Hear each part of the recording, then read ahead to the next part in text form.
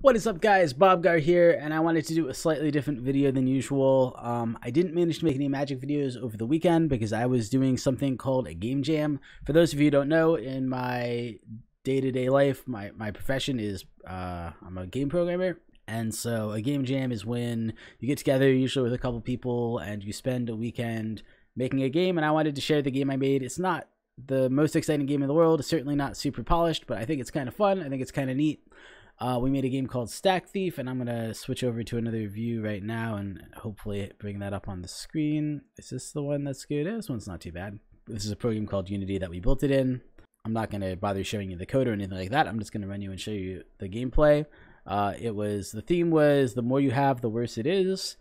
We decided to build a game where you are a thief in a house. You're attempting to steal items out of that house, but you have to stack them on your arms. You kind of hold your arms out like this, and you have to stack them and carry them in front of you and balance them while you try to bring them out of the house. So the more objects you have, the harder the game gets, is kind of the idea.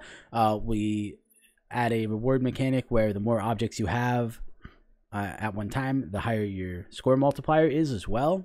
And we also have a bunch of low value objects that are easy to carry that up your score multiplier, and then high value objects that are hard to carry, but because they're high value, that kind of makes up for it. So there's that kind of balancing mechanic too. I think it's a pretty neat game. Like I said, it's not super polished. There are a bunch of issues with it, but I'm going to show it to you now. So this is going to load up on the intro screen. I did this with a coworker, Andrew, and a few of his friends. His friends did some of the art and levels, and me and Andrew did, I think, most of the coding. I don't know if anybody else did a little bit of coding, but I think it was mostly me and Andrew. But yeah, we had somebody do this nice looking logo here, and Andrew did this nice like rotating house scene. I think the scene we probably just got for free. It's probably just an open source asset, and a lot of the assets are open source. The character is original, but most of the items in the house are not things that we built ourselves. They're things that we found online. So yeah, basically WASD moves me around. Mouse button, if I'm close to something, I can pick it up. It'll basically bring it onto the same plane as my arms, and then I can drag and release to drop it on myself. And I'm trying to get these items back to this. Whoop. Well, sometimes you run into stuff and your objects go flying. I'm trying to get stuff to that bag over there. So I can do like this. Boop. I got 400 points. Not very much, but it's a start. Grab a TV stand. Is there anything else over here to grab? Maybe I'll... There's no way this piano will go on top, but I can try. I can dream. Well, can I get close enough to put the piano on top? I don't know if I can. It seems a little... I give up. I'll get it. I'll get the piano in a minute. There we go. I got those.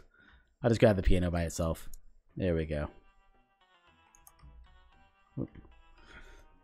So yeah, that's the idea. There's one other control, which is Q and E, let you torque your arms back and forth a little bit. It doesn't work quite this well when you have lots of stuff on them, but it can be useful, especially if your things are just slightly unbalanced and you're almost at the point to turn them in. And you just kind of want to like let them survive a few seconds longer. You can kind of tweak around. No! As you can tell, I'm not very good at this game, but it's also kind of a hard game. You can kind of tap the buttons to move a little slowly.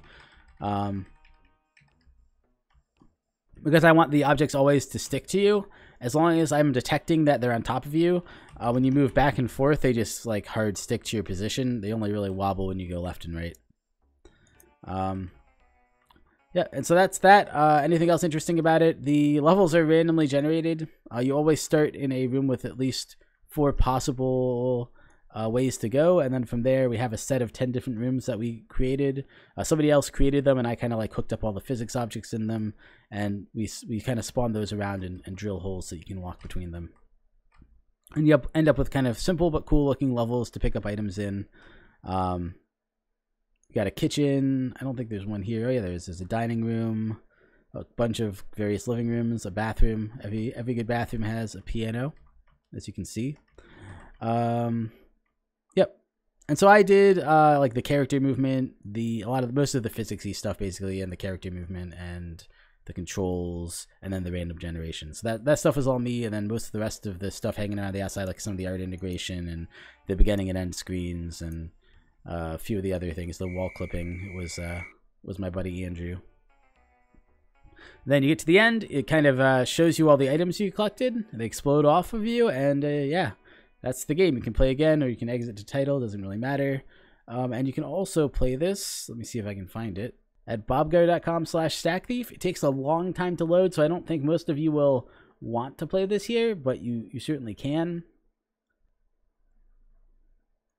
And if you wait through that insanely long load time, you get here, and then when you click start, you get another probably about 5 seconds before the game actually loads. I really wish we had time to add a loading bar here to at least let you know that it's going and not just totally frozen, because it does take about 4 or 5 seconds to actually launch you into the game here. And then we're in. It looks pretty much the same. You can also set it to full screen.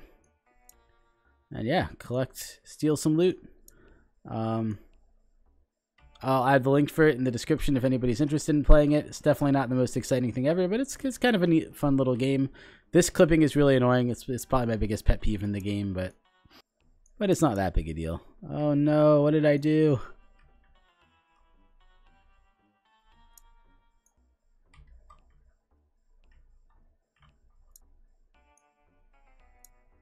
Alright, I got it.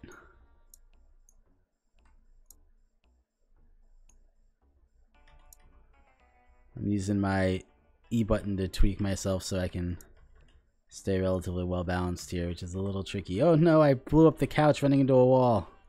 That is super frustrating.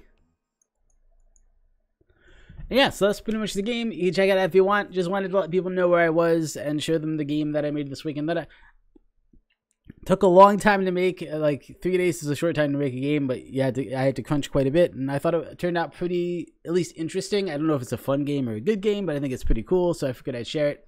Thank you guys for watching. I'll see you next time.